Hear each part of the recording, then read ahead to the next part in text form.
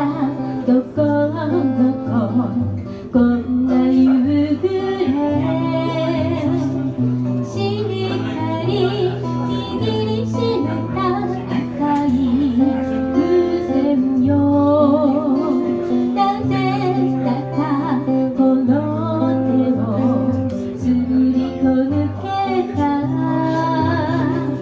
小さな夢がしぼむ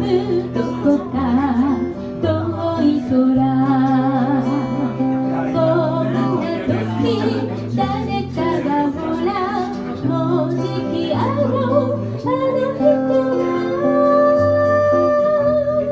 来てくれるきっとまた小さな夢持って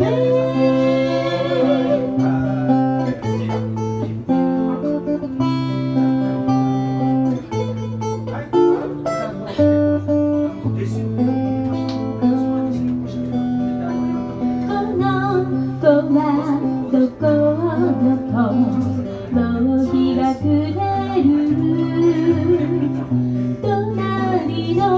屋根に飛んだ赤い風船よなぜだかこの手に涙が光るしょんぼりよその家に赤い灯る頃こんな時誰かがほら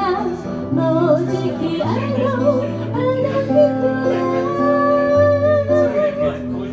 来てくれる優しい歌歌ってくれるあの人が優しい歌歌ってくれる